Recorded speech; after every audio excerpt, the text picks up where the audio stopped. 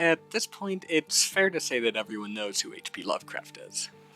One of the most prolific authors of his time, Lovecraft's work has influenced culture as a whole so significantly that there are entire genres that wouldn't exist today without his work. His stories invoke a sense of uneasiness, this feeling of otherworldly terror, and the fact that there's something far beyond human knowledge that we in our entire lifetimes couldn't even hope to comprehend.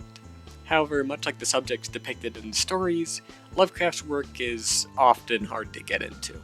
His tone of writing is extremely unique, and even his normal, non-alien characters seem to be all sorts of strange and misguided. The way he describes things is weird and twisted, and for the average reader it can be a lot. For a long time I wouldn't say there had been a good starting point to get into Lovecraft's work. Enter I, Monster. Now many of you here watching probably haven't heard of I, Monster. The British musical duo has stayed fairly underground for their entire existence, despite making some of the most consistently high-quality albums that the industry has ever seen. However, I'm not here today to talk about their more normal albums. Even though their other albums are masterpieces in their own right, I'd like today to talk about A Dollop of HP. A Dollop of HP is a beautiful fusion between the music of I, Monster and the writings of H.P. Lovecraft. A collection of 4 of his stories, all narrated and set to music. I believe this is the perfect starting point for somebody who's interested in the Cthulhu mythos, as well as H.P. Lovecraft's writing as a whole. Today I'm going to go over each one of the tracks one by one, and give a small overview and why I believe that it fits the tone of the story very well.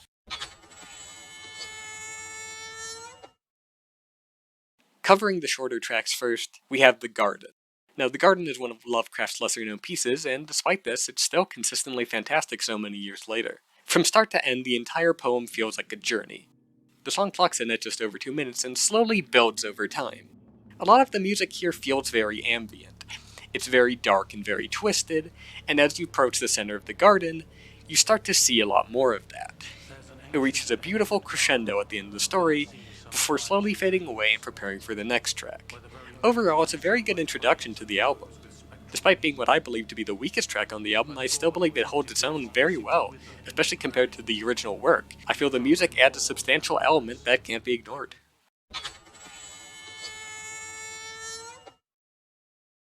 Next up is Nemesis, the second of the 2 short tracks. Now, Nemesis isn't set in the greater Cthulhu mythos. Instead, it's a personal writing about religion from H.P. Lovecraft. The song is about Satan, and it's a subject that I, Monster captures very well with the music.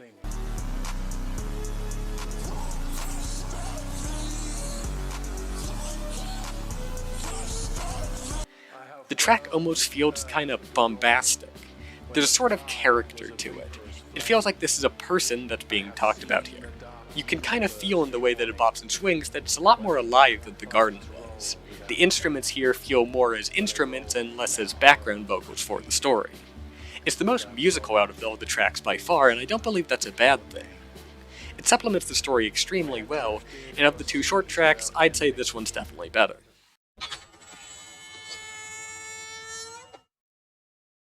Third up is Dagon.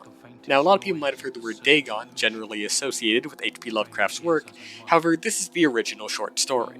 It covers the plot of an escaped wartime prisoner casting away on a boat and washing up on a faraway island. This island had arisen from the bottom of the sea and contains obelisks to many strange gods, far beyond human comprehension. After a chance encounter with one of these gods, our protagonist wakes up in a hospital. Unable to bear the weight of what he's witnessed, he chooses to jump out the window, believing that the elder god shall soon take him and the rest of the world, and believing that death is the better alternative. Now musically, this track is far more similar to Nemesis than it is to The Garden. The instruments are far more instrumental. They're played like an actual song, instead of being background vocals for the story. Ironically enough, I believe that is the best background you could give to this story. The music helps you get fully engrossed in his writing. I may be a little bit biased because Dagon is one of my favorite H.P. Lovecraft stories, but I believe it solidly enhances the storytelling. The themes of an unknowable evil and our protagonist's attempts to rationalize it really shine through in the music, as you can feel it start to become more and more manic as time goes on, feeling less and less human and more alien.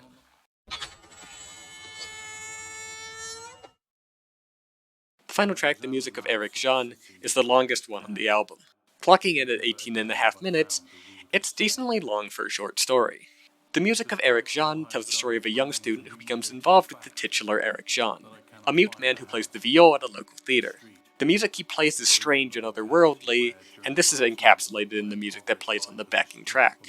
Eventually, Eric John's knowledge of the otherworldly catches up to him, and he has a lethal encounter with some sort of alien being. The story is told from the perspective of the student, now looking back years later, trying to find the house in which Eric John lived, only to find out that it may have never existed at all.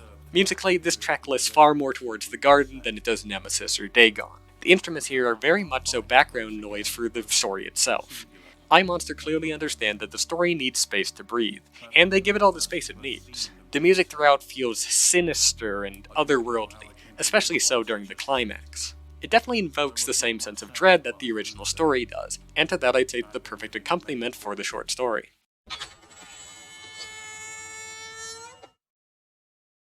Overall, with a dollop of HP, I'd say getting into Lovecraft's work has never been easier. Many old authors have a hard time remaining relevant in the modern age. It's harder and harder to get into old stories. Language changes, so do social traditions and customs. Things that were normal years ago might have fallen completely out of style.